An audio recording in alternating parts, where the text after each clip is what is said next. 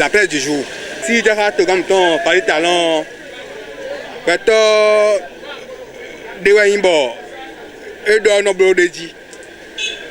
Et y a tout manoir. Bon, nous comptons des oui. Nous avons des signes du premier précisément. Quand il y a des bédiniers, bien, ben, sort tout le temps sous. Bon, et il y a des tout le temps, quand on bat, on est bien. On est bien pour nous que les.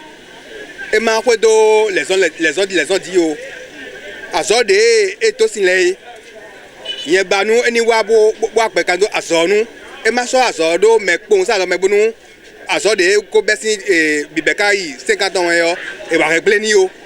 On y a banou to comme ton si talent et ni les salles de ti. Mi mettre villa mi ko ton zakeze. Et ma ko les gens disent pour décourager o. Et bien presse du jour intéressé mi. Do o azon e no bi mi ton de no je to me da ye ko le be azon. Bon mandat qu'on a fait mais derrière bon match milieu bon à Robert on go idea o kan le bozalo donc bien to gan ni kekele très sugbeto e do to fi je ko ya to pe be na blo jobo do ko ya to nu e blo o pe presse du jour nde monde wo yin do jire e kambio to gambe don do jire de jada yo e do ya to e mele do amblo mais e do ki kambio e gbe do jire ah na jodo ena jodo boyu e abi na le ko wa nde yen mo de me o edo nu bodo pe ato me na bulu na yi me de yen mo to me gbon ti on ni leblo aton rogo ni pe awo bo mi ni mo do jire nto nu e bulu ki se jodo ti on to na le davada bi ni leblo aweto na mo lo sunu e.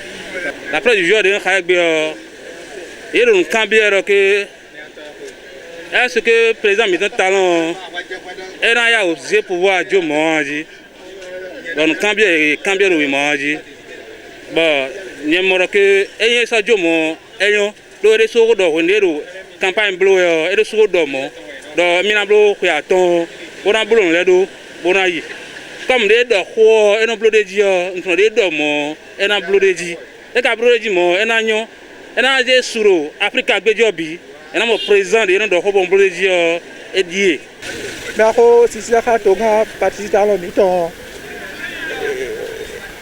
e biaro e de so e do waido do campagne do eminablo mandaro po donc jide do gbon o ga ko sepon di bon sario mira bayi élection donc nia umbado idée d'ogmon diblodeji ponu mandaro poton fo enawai ona jo temedonu merevo parce que aso de u enakpebo wa eko blok pere comme comment